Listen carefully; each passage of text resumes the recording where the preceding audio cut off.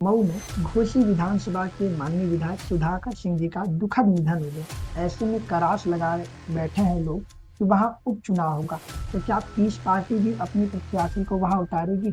जब आज वर्तमान में आपके नाम के साथ एक जनप्रतिनिधि यानी पूर्व विधायक की भी उपाधि जुड़ती है।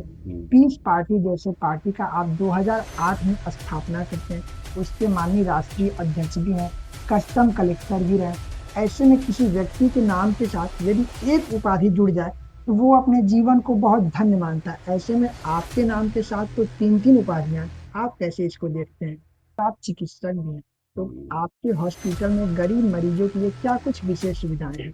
आपका नाम गिनीज बुक में भी दर्ज है 7 मिनट की ईंट की थैली का ऑपरेशन करने के लिए, तो ये कैसे संभव हो पाया? तो हम जो बहुत सारी तकनीक हमने अपनी डेवलप की है ताकि जल्दी और कम खर्च पे और कम ब्लड लॉस पे इन्फेक्शन कम हो, ऐसे में मरीज का इलाज हो और इसका फायदा मरीजों को मिलता है। और जब तक व्यक्ति के प्रोत्साहन से लिंक्ड नहीं रहेगा मेडिकल सर्विसेज, तब तक सरकारी अस्पतालों में किसी विकास का मुझे लगता नहीं है कि कोई इम्प्रूवमेंट होने का उम्मीद है। जो रिश्वत था वो मैं नहीं ले सकता था, वो हमारे अपने जो मानसिकता के विरुद्ध था। और बिना रिश्वत लिए गलत काम करते रहना, मैं समझता हूँ कि ये भी ठीक नहीं था। वो भी हमारी मानसिकता के विरुद्ध था, इसलिए हमने सरकारी नौकरी छोड़ना ही बेहतर समझा। सर, आपने प्रशासनिक सेवाएं दी थी, हम्म, ऐसे में वर्तमान में यूपी के प्रशासन पर आपका क्या मत है? सर, आपने सभी पर आरोप लगाए थे, यानी आपके विचारों के आधार पर जो लोग प्रतिद्वंदी हैं वर्तमान में राजनीति में, ऐसे में सपा, बसपा, कांग्रेस, सीपीआई, भाजपा, इन सभी ने सत्ता चलाई, तो ऐसे में क्या ये सभी ने ऐसा ही किया? हाँ बिल्कुल बिल्कुल। पीस पार्टी की मूल विचारधारा क्या है? सर, 2024 के चुनाव में आपके एक समर्थक ने फेसबुक पर पोस्ट करते हुए ये लिखा कि यही हमारे दो लीडर हैं। उस तस्वीर में आप थे और वर्तमान में माननीय सांसद AIMIM के प्रमुख ओवैसी सर थे। तो ऐसे में आप कह रहे हैं कि 27 में गठबंधन नहीं होगा, तो इस तस्वीर के जरिए जो समर्थक कह रहे हैं कि यही दो लीडर हैं, उनके लिए आप क्या कहना चाहें? सर, आप भारत के दूसरे सबसे बड़े हाईटेक सिरिंज निर्माण कंपनी के संचालक भी हैं, ये विचार कहाँ से आया? और जब हमने देखा कि कोई ऐसी पार्टी नहीं है जो सत्ता में आकर के समाज के सभी वर्गों को न्याय दे, तो हमने सोचा कि ये हमारी सामाजिक और राष्ट्रीय जिम्मेदारी है। 2012 के विधानसभा के चुनाव में आप अपने प्रत्याशियों को भी यूपी की विधानसभा में उतारते हैं। ऐसे में 2012 में पीस पार्टी के 4 उम्मीदवार जीत जाते हैं, जिसमें एक स्वयं आप भी रहते हैं। 2012 से 17 तक आप माननीय विधानसभा के सदस्य विधायक के रूप में कार्य करते हैं, खलीलाबाद बस्ती से। तो कोई एक कार्य जो विधायक रहते हुए आपने किया, उसको लेकर के आज आपको बहुत संतुष्टि मिलती है? विधायक भी इसीलिए किए, उन विधायकों को इस्तेमाल करके और फिर पीस पार्टी के खिलाफ ही उन विधायकों को इस्तेमाल किया। हमारा पहला निर्णय होगा कि जिस तरह से कार के आकलन पर प्राइवेट अस्पतालों में लोगों की सैलरी फिक्स होती है, उसी तरह से सरकारी अस्पतालों में जो लोग जिनकी कार्यशैली या कार्य क्षमता बेहतर है, उनके और जो नहीं काम कर रहे हैं उनमें दोनों में अंतर होना चाहिए। सबसे बड़ी असफलता यह है कि राजनीतिक तौर पर 2012 में जो हम सभी ने सफलता हासिल की थी, तो सभी पार्टियों ने मिलकर के जो पार्टी को खत्म करने का जो काम किया। भाजपा सरकार ने 2 बार हमें 3-3 महीने की जेल भेजा।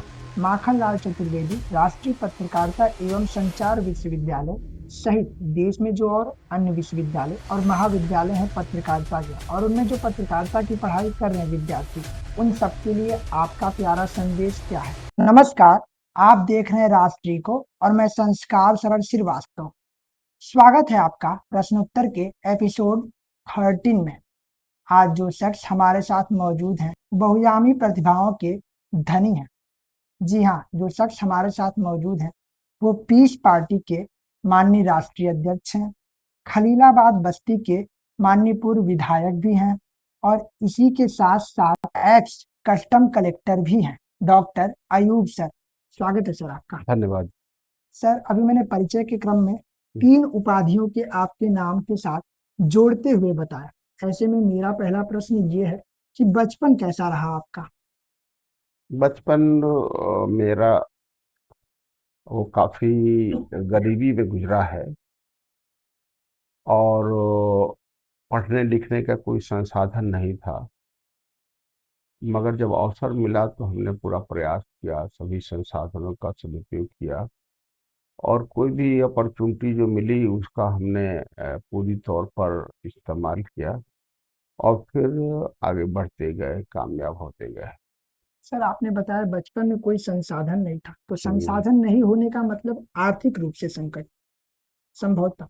आर्थिक, सामाजिक और शैक्षिक सभी संसाधन की कमी थी। हमारे परिवार में कोई पढ़ा लिखा नहीं था। 12वीं तक किताब खरीदने का पैसा नहीं था। खाना खाने का व्यवस्था नहीं थी, कपड़ा पहनने की व्यवस्था नहीं थी। और सामाजिक तौर पर हम लोग कमजोर तबके के लोग थे यहाँ पर। तो सामाजिक, आर्थिक और शैक्षिक तीनों तरीके से संसाधनों की जो कमी रही है, जो किसी व्यक्ति के विकास के लिए जरूरी होता है, सभी संसाधनों की कमी रही है। और जब भी कोई अवसर मिला तो हमने सारे अवसरों का सदुपयोग करके आगे बढ़ने का काम किया। सर, इतने संकटों को पार करते हुए जब आज वर्तमान में आपके नाम के साथ एक जनप्रतिनिधि यानी पूर्व विधायक की भी उपाधि जुड़ती है, हम्म। पीस पार्टी जैसे पार्टी का आप 2008 में स्थापना करते हैं, उसके माननीय राष्ट्रीय अध्यक्ष भी हैं, कस्टम कलेक्टर भी रहे। ऐसे में किसी व्यक्ति के नाम के साथ यदि एक उपाधि जुड़ जाए तो वो अपने जीवन को बहुत धन्य मानता है। ऐसे में आपके नाम के साथ तो 3-3 उपाधियां हैं। आप कैसे इसको देखते हैं? और देखिए, ये कोई बहुत महत्वपूर्ण नहीं है। महत्वपूर्ण ये है कि अ, व्यक्ति अपने जीवन काल में समाज को क्या देता है, समाज के लिए क्या करता है, अपने परिवार और समाज के लिए क्या करता है, मैं समझता हूँ वो इम्पोर्टेंट है और महत्वपूर्ण है। उपाधियां किसी व्यक्ति को क्या क्या मिलती हैं, इससे मुझे नहीं लगता कि बहुत ज्यादा महत्वपूर्ण वो है। सर, आप चिकित्सक भी हैं, तो हम्म। आपके हॉस्पिटल में गरीब मरीजों के लिए क्या कुछ विशेष सुविधाएं हैं? और देखिए, जब से मैं अब चिकित्सा क्षेत्र में 1984 से आया हूँ यहाँ बढ़ागंज में, तब से हमने जो जिंदगी में अपनी लाइफ में गरीबी देखी थी, तो हमने ये महसूस किया कि जो गरीब है व्यक्ति है, अगर बीमार पड़ता है तो उसके पास इतना धन नहीं होता कि वो समुचित अपना इलाज कर पाए। तो मेरी प्रयास यही रहा है कि जो भी जो आर्थिक तौर पर कमजोर हो, उसका भी वही इलाज हो, उसकी भी वही सुविधा मिले जो संपन्न व्यक्ति को मिले। और यही हमारा प्रयास रहा। इसीलिए कोई आदमी, कोई व्यक्ति, कोई पेशेंट, कोई मरीज जो पेमेंट करता है, पैसा देता है, जो नहीं देता है, सबका समान रूप से चिकित्सा पहले दिन से और आज तक वही हो रहा है। सर, आप चिकित्सक हैं, मैंने अभी बताया परिचय के क्रम में। तो आपका नाम गिनीज बुक में भी दर्ज है 7 मिनट की ईंट की थैली का ऑपरेशन करने के लिए। तो ये कैसे संभव हो पाया? 1984 में हमने यहाँ से चिकित्सा क्षेत्र में प्रवेश किया। मगर यह है कि हमारे आने से पहले यहाँ चिकित्सीय सुविधा बड़हलगंज में नहीं थी। जी। तो एक काम ये हुआ कि चिकित्सीय सुविधा हुई यहाँ पर। और जहाँ तक तेज ऑपरेशन करने का है, कि हाँ, तेज ऑपरेशन करने का हमारा रिकॉर्ड है। और मैं समझता हूँ कि ये व्यक्ति की अपनी जो है क्षमता होती है, अपनी कुशलता होती है। तो हर व्यक्ति की अलग अलग कुशलता होती है। मैं बड़े मुश्किल ऑपरेशन को सुचारू रूप से, सरल रूप से, बिना किसी परेशानी के करने की क्षमता रखता हूँ, और उसका लाभ हमारे मरीजों को मिलता है। सर, क्या यह तकनीकी भारत के प्रत्येक हॉस्पिटल में हो सकता है? देखिए, तकनीकी तो ट्रांसफर होती है। जो मॉडर्न मॉडर्न मेडिसिन है, जो आजकल की जो और तकनीक है, वो तो पूरे सभी को विदित है। पर सारी तकनीक के बाद भी कुछ लोग उसमें बेहतर महारत हासिल कर लेते हैं, और कुछ बहुत सक्षम नहीं हो पाते। तो हम जो बहुत सारी तकनीक हमने अपनी डेवलप की है ताकि जल्दी और कम खर्च पे और कम ब्लड लॉस पे इन्फेक्शन कम हो, ऐसे में मरीज का इलाज हो और इसका फायदा मरीजों को मिलता है। सर, यूपी के सरकारी अस्पतालों पर आपका व्यक्तिगत मत क्या है? और देखिए सरकारी अस्पतालों में जो कार्यशैली है वो तो जिस तरह से सभी सरकारी महकमे में कार्यशैली उसी तरह से अस्पताल में भी है। वो नहीं मानते, वो तो जानते हैं कि उन्हें तो जो उनकी तनख्वाह उन्हें मिलेगी, चाहे वो ऑपरेशन करें न करें, चिकित्सा करें न करें, किसी पेशेंट को देखें न देखें। तो ऐसा कोई प्रोत्साहन से लिंक्ड सर्विसेज नहीं है। और जब तक व्यक्ति के प्रोत्साहन से लिंक्ड नहीं रहेगा मेडिकल सर्विसेज, तब तक सरकारी अस्पतालों में किसी विकास का मुझे लगता नहीं है कि कोई इम्प्रूवमेंट होने का उम्मीद है। सर, आप कस्टम कलेक्टर हैं, तो कस्टम कलेक्टर रहते हुए क्या किसी चुनौतीपूर्ण दौर का भी सामना करना पड़ा था? नहीं, कस्टम डिपार्टमेंट में जो आईएएस एलाइड की सर्विस होती है, कस्टम डिपार्टमेंट में रहते हुए हमने ये महसूस किया कि ज्यादातर वैसे ही लोग गए हैं जो ज्यादातर सर्विसेज से घूसखोरी से पैसा कमाना चाहते हैं, जो मुझे पसंद नहीं था। और इसी वजह से 6 महीने 7 महीने में ही हमने नौकरी छोड़ दी कस्टम की और यहाँ आकर के प्रैक्टिस करने लगे, घर पे आकर प्रैक्टिस करने लगे। यानी सर, आपका ये कहना है कि सिस्टम में रहते हुए, यानी जॉब में रहते हुए, सर्विस में रहते हुए ईमानदारी निभाना मुश्किल हो जाता है क्या, सत्ता के कारण? और नहीं, देखिए बहुत सारे लोग निभाते हैं मगर वो प्रताड़ित होते हैं। जो भी अभी तो ये कहा जाए कि जो ईमानदार है, जो राष्ट्र के प्रति सही मायने में समर्पित है, जो समाज के जब जनता के बीच प्रति सही मायने में समर्पित है, तो उसे या तो लोग पागल कहते हैं या तो ऐसी कंडीशन में लोग डाल देते हैं कि वो बेचारा महत्वहीन हो जाए। तो मगर कस्टम डिपार्टमेंट में ऐसा नहीं था। कस्टम डिपार्टमेंट में ये था कि आपको कहीं और ट्रांसफर नहीं किया जा सकता और आपको सारी फाइलें देखनी पड़ेगी जी। और कई स्टेप में फाइलें होती हैं, इसलिए अगर आप नहीं प्रूव करोगे तो वहीं रुक जाती है। ऐसे में डिपार्टमेंट काम नहीं कर पाएगा। अगर एक भी ऑफिसर उसमें ईमानदार आ गया तो काम करना बड़ा मुश्किल हो जाएगा, उस अधिकारी का रहना भी मुश्किल हो जाएगा। अब चूंकि मेरे पास विकल्प था, मैं एक सर्जन था, इसलिए हमने नौकरी छोड़ करके और ऐसा रिस्क लेने की हमें कोई जरूरत नहीं थी, क्योंकि मैं जो रिश्वत था वो मैं नहीं ले सकता था। वो हमारे अपने जो मानसिकता के विरुद्ध था। और बिना रिश्वत लिए गलत काम करते रहना, मैं समझता हूँ कि ये भी ठीक नहीं था, वो भी हमारी मानसिकता के विरुद्ध था, इसलिए हमने सरकारी नौकरी छोड़ना ही बेहतर समझा। सर, आपने प्रशासनिक सेवाएं भी दी, हम्म। ऐसे में वर्तमान में यूपी के प्रशासन पर आपका क्या मत है? आप इसको कैसे देखते हैं? और देखिए मेरा तो ये मानना है कि शासन का जो आदेश होता है और शासन आदेश मंत्रिमंडल से मिलता है, तो मैं समझता हूँ कि सारी खामियां तो मंत्रिमंडल में है। जो जिस चीज का शपथ लेते हैं, चाहे वो अनुराग द्वेष के बारे में शपथ लें, चाहे हमारे संविधान के बारे में शपथ लें, तो मैं नहीं समझता कि कोई ऐसी पार्टी इस देश में रही है जो संविधान की मूल भावना के हिसाब से काम की है, या जो उसने शपथ ली है कि वो सत्ता में रहते हुए किसी समाज के साथ या किसी व्यक्ति के साथ को ना अनुराग होगा ना द्वेष होगा। मैं तो समझता हूँ कि जो पार्टी सरकार में रहती है उस मानसिकता के लोगों को, उस बिरादरी के लोगों को ही सारे अवसर मिलते हैं और नौकरियां भी उन्हीं को मिलती हैं। तो मैं समझता हूँ कि ये जितने भी, और यही जो है वो शासन में और प्रशासन में भी वही जाता है। तो इसीलिए जिस समाज के लोग नौकरियों में रहते हैं उसी समाज के साथ न्याय मिलता है। जो समाज के लोग नौकरियों में नहीं होते उस समाज के साथ न्याय नहीं मिलता, उसका उत्पीड़न होता है। सर, आपने सभी पर आरोप लगा दिया, यानी आपके विचारों के आधार पर जो लोग प्रतिद्वंदी हैं वर्तमान में राजनीति में, हाँ। ऐसे में सपा, बसपा, कांग्रेस, सीपीआई, भाजपा, इन सभी ने सत्ता चलाई, तो ऐसे में क्या ये सभी ने ऐसा ही किया? हाँ बिल्कुल बिल्कुल, देश में कोई दो राय नहीं है। सर हमने सभी पार्टियों का आकलन किया है। कोई ऐसी पार्टी मुझे नहीं मिली कि अगर कोई पार्टी ऐसी मिली होती तो मैं उस पार्टी का सदस्य होता। इस पार्टी बनाने की जरूरत नहीं पड़ती। पीस मुझे ऐसी पार्टी कोई नहीं मिली जिसने सही मायने में संविधान के हिसाब से काम किया हो। संविधान की देखिए देखिए मूल भावना संविधान की यह है। संविधान की मूल भावना है, सेकुलर है, डेमोक्रेटिक है और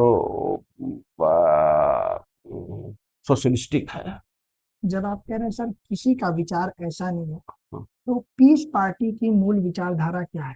इस पार्टी की मूल विचारधारा है कि ये बहुत ही फंडामेंटलिस्ट पार्टी है, जो अपने राष्ट्र पर और जनता के प्रति पूरी तरीके से ईमानदार है, उसमें कोई कंप्रोमाइज नहीं करती।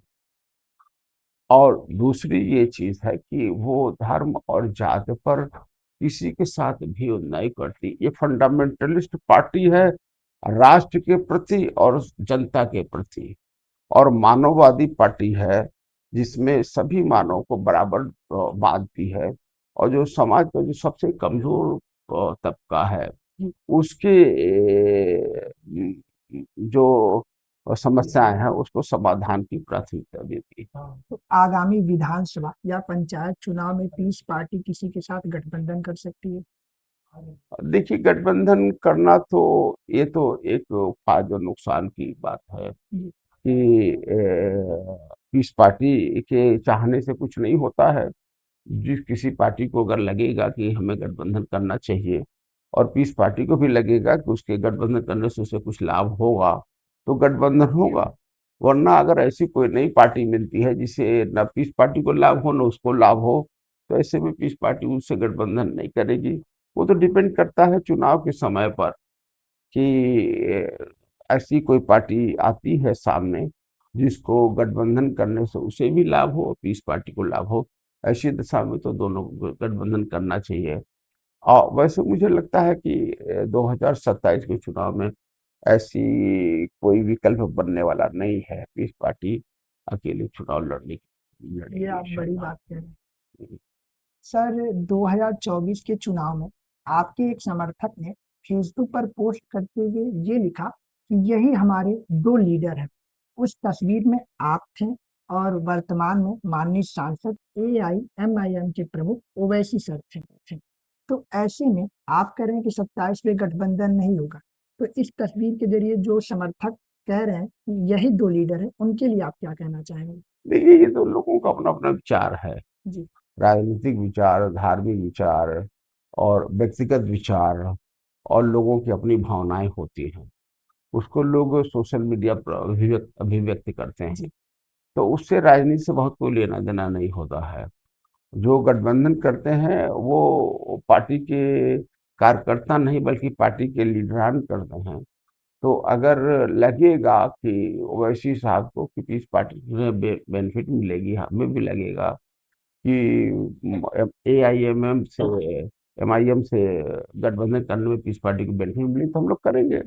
वरना नहीं करेंगे। मगर मुझे नहीं लगता कि ऐसा कोई विकल्प आने वाला है, मुझे नहीं लगता। मऊ में घोसी विधानसभा के माननीय विधायक सुधाकर सिंह जी का दुखद निधन हो गया। ऐसे में कराश लगाए बैठे हैं लोग कि वहां उपचुनाव होगा, तो क्या पीस पार्टी भी अपनी प्रत्याशी को वहां उतारेगी? और देखिए अब चूंकि 1 साल से ज्यादा समय है, जी। इसलिए जो देश का जो कानून है उसके हिसाब से 6 महीने के अंदर चुनाव होना चाहिए। बिल्कुल। तो 6 महीने के अंदर चुनाव होना चाहिए, तो मुझे लगता है समय 1 साल का है। इसलिए चुनाव तो होना जो कानूनी तौर पर ठीक तो है। पीस पार्टी पे और क्या? पीस पार्टी इसमें चुनाव में हिस्सा लेगी।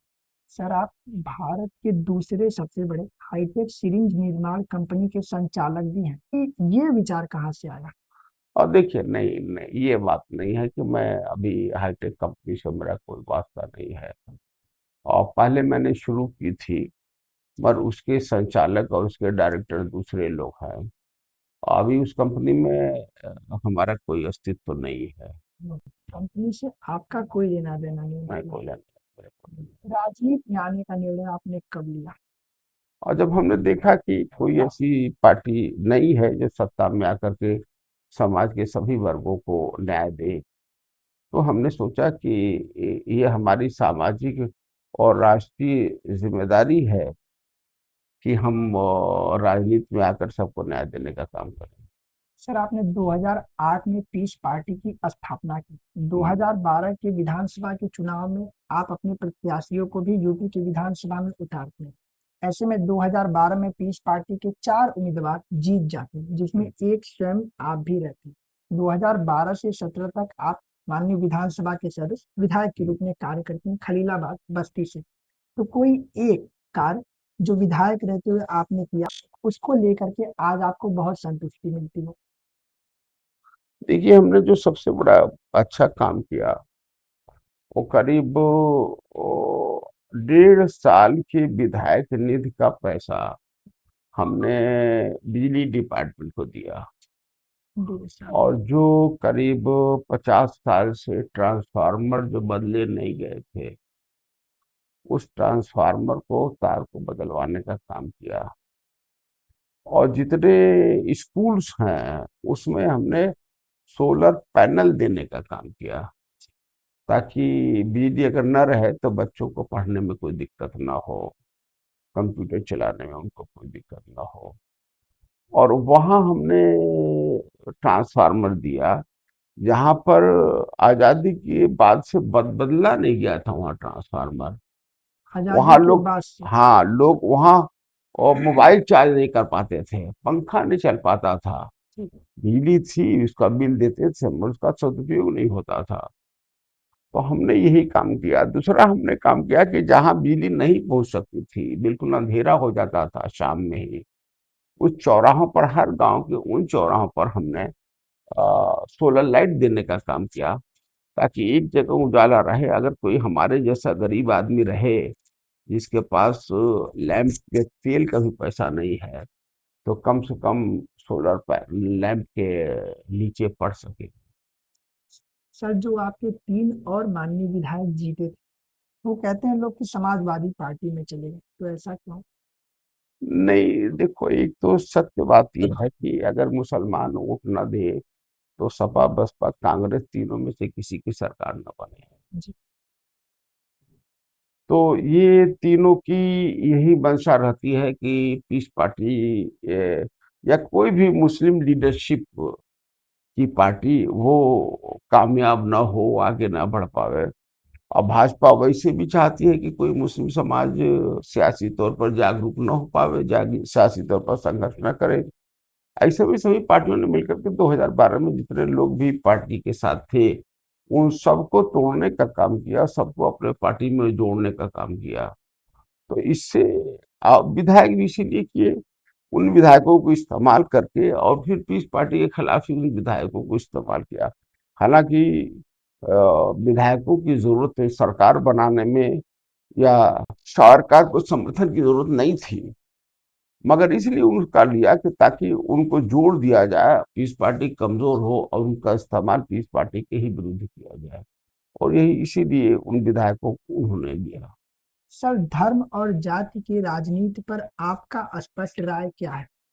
हाँ, धर्म एक व्यक्तिगत आस्था का विषय है, और राजनीति सामाजिक और देश की समस्याओं के समाधान का विषय है। दोनों अलग अलग है। मैं समझता हूँ हर व्यक्ति को धार्मिक होना चाहिए, जो उन्हें सुचारू रूप से एक बेहतर जीवन शैली जीने का एक तरीका बताता है। मगर राजनीतिक तौर पर वो हमारा संविधान हमारा धर्म है। तो हमें संविधान के हिसाब से, संविधान की मूल भावनाओं के हिसाब से हमें अपना कार्य विचार निर्धारित करना चाहिए। सर, इस समय वर्तमान में 2026 में आप लगातार दौरा कर रहे हैं। कभी बहराइच, कभी अम्बेडकर नगर, तो विभिन्न विभिन्न जिलों में आपका दौरा रह रहा है। और हम्म, एक कार्यक्रम आप चला रहे हैं, आपकी बात आपके साथ में। तो इस कार्यक्रम का उद्देश्य क्या है? इस कार्यक्रम का उद्देश्य है कि हम जो आज जन समस्याएं हैं, हम उसके बारे में बातचीत करें जनता से कि जनता की राय क्या है। दूसरा, जो देश और प्रदेश की जो नीतियां हैं, जन विरोधी नीतियां हैं, उसको हम जनता के सामने रखें। और जो दूसरे पार्टियों की जो विचारधाराएं हैं और उनकी कार्यशैली है उसको भी हम रखें जनता के बीच, और जनता के बीच हम एक समुचित विकल्प दें इस अवसर के साथ कि वो सोच समझ करके निर्णय ले। और हम चाहते हैं कि जनता इतना सियासी तौर पर जागरूक हो जाए कि वो 2027 में बेहतर निर्णय ले सके। सर 7 मई 2024 के बाद से पीस पार्टी की ऑफिशियल पेज से फेसबुक पर एक भी पोस्ट नहीं पड़ा। ऐसे में पीस पार्टी सोशल मीडिया पर सक्रिय क्यों नहीं है? देखिए, पीस पार्टी के बहुत सारे फेसबुक हैं। वो ऑफिशियल पेज से सर। ऑफिशियल पेज हमारा एक और ही है, जी। पीस पार्टी प्रेसिडेंट के नाम से जी सर। ऑफिशियल पेज है। तो अलग अलग लोग हैंडल करते हैं, तो अगर एक फेज पर कर लेते हैं तो दूसरे फेज पर नहीं हैंडल करते। तो मैं समझता हूँ कि पीस पार्टी प्रेसिडेंट का है, पीस पार्टी संत कबीर नगर है, ये दोनों ऑफिशियली पेज हैं जो लगातार एक्टिव है, दोनों लगातार काम कर रहे हैं। सर देश के किसी भी राज्य का यदि आप चिकित्सक हैं, आपको स्वास्थ्य मंत्री बना दिया जाए तो आपका पहला निर्णय क्या होगा? हमारा पहला निर्णय होगा कि जिस तरह से कार के आकलन पर प्राइवेट अस्पतालों में लोगों की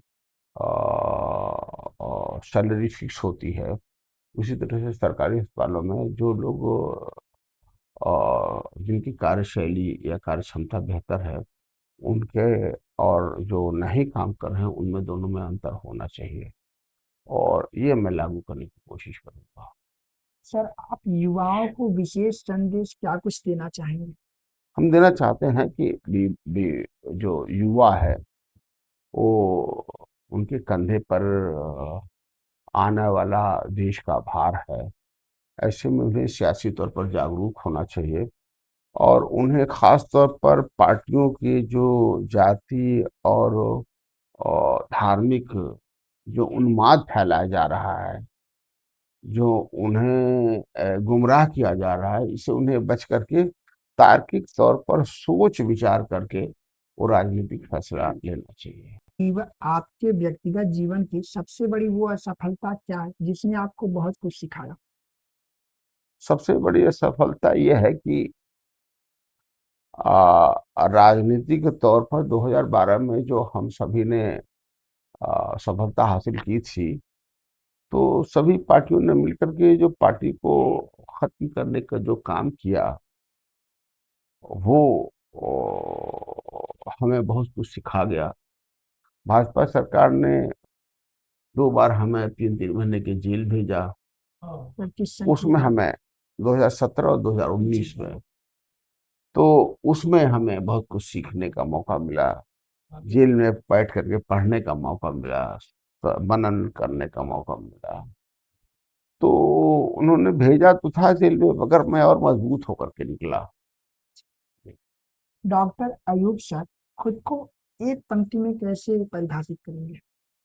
डॉक्टर यू को समाज के उन तबकों का सेवा करना चाहता है जो शोषित है, पीड़ित है, उपेक्षित है, बिना किसी धर्म और जाति के भाव। सर अयूब सर 2027 में विधानसभा का चुनाव लड़ेंगे? हाँ, अभी इरादा तो यही है कि 2027 में हम चुनाव में हिस्सा लेंगे। सर विधानसभा की सीट? तो खलीलाबाद, खलीलाबाद पहले से सुनिश्चित की गई है। अगर परिस्थितियां कुछ और बदली तो देखा जा सकता है, मगर वैसे अभी तक तो खलीलाबाद ही है। Sir last question. Makhanlal Chaturvedi राष्ट्रीय पत्रकारिता एवं संचार विश्वविद्यालय सहित देश में जो और अन्य विश्वविद्यालय और महाविद्यालय हैं पत्रकारिता के, और उनमें जो पत्रकारिता की पढ़ाई कर रहे हैं विद्यार्थी, उन सबके लिए आपका प्यारा संदेश क्या है? देखिए, जिस तरह से हमारा विधायिका और न्यायपालिका महत्वपूर्ण है इस देश को चलाने के लिए, और समाज की सुरक्षा सम्मान के साथ विकास के लिए जरूरी है। उसी तरीके से पत्रकारिता जो है वो समाज को दिशा देने के लिए और शासन प्रशासन को उनके जिम्मेदारियों को और बताने के लिए वो ज़रूरी है। मगर आजकल जिस तरह से समाज के सभी वर्गों में अ, गिरावट आ गई है, उसी तरह से पत्रकारिता में भी गिरावट हो गई है। करीब 90% पत्रकार वो अपनी जो है जिम्मेदारी को छोड़ करके वो दूसरों को बढ़ाने या दूसरे को कमजोर करने का काम करते हैं। तो सर आपका संदेश क्या है उनके लिए? हमारा संदेश ये है कि आ, ठीक है, अपना काम करो आप, मगर समय समय पर जनता और राष्ट्र का भी काम करो। सर आपने अपना कीमती समय दिया, इसके लिए बहुत बहुत धन्यवाद आपको। धन्यवाद आपका। और आपसे कहना ये है कि ऐसे और इंटरेस्टिंग इंटरव्यू देखने के लिए स्टे कनेक्टेड विथ राष्ट्री को। धन्यवाद।